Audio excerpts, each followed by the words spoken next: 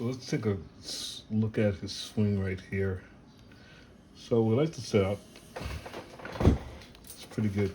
But now, see, as he's going to lift his leg up here, he should be going back, to with the stride.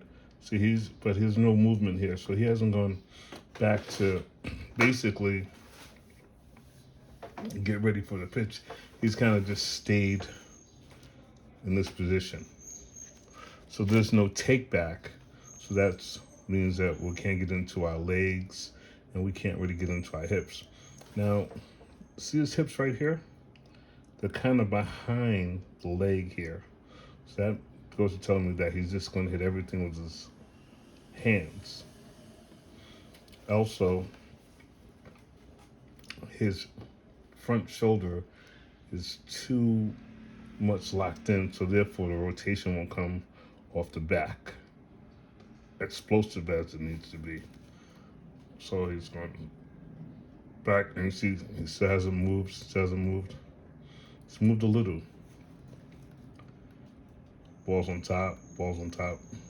And the great thing about this is he has excellent hands, obviously, because he hasn't set up anything. There has been no take back on the pitch, and he's up here. He's not really getting into his legs.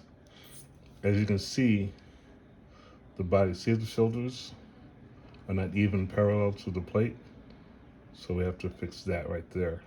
Head work is okay, and the ball's going to come off pretty decent. See right here?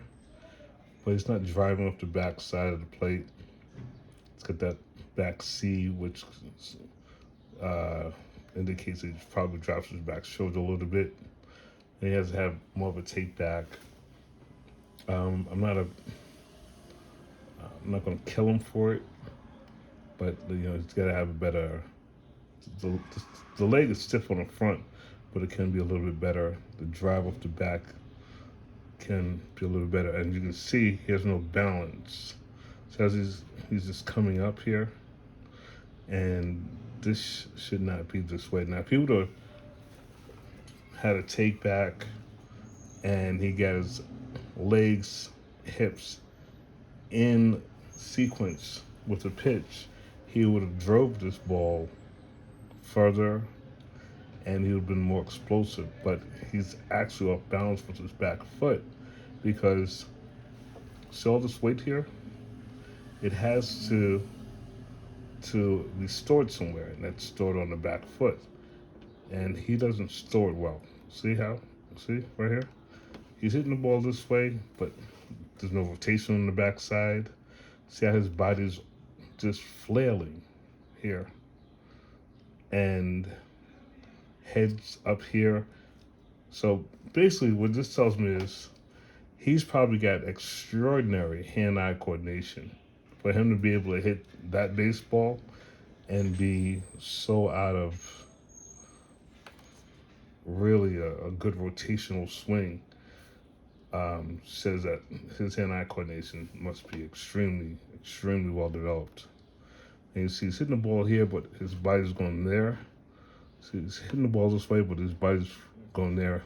The finish of the swing is not really ideal. And you can see he's hitting the ball there, but he's moved here. So this whole backside, along with the leg work, the hip work, and his shoulders are not in sequence with each other. And let's go back here, right here. Right here.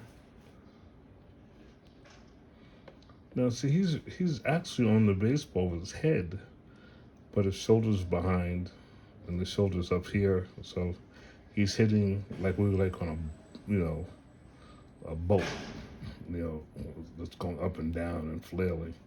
So we want to fix that right there. Let's go back here, right here. Let's watch him hit. See that rotation right there?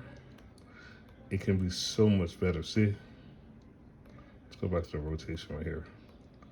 See how he's just... And it's a high fastball, so it doesn't really rotate.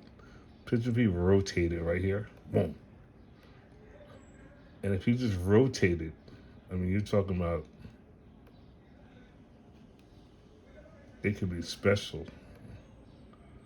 There's no rotation, no rotation. He's just kind of rolling his hands over, and his body's kind of like here, where the ball's going there. So what he's got to do is he's just got to get his lower half together, and everything's got to line up.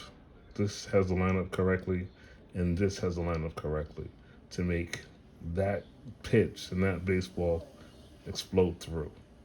And if he can explode through with his hands and his hips and his body working together, along with his feet working together, he can be explosive because he's already got good hands and good hand-eye coordination.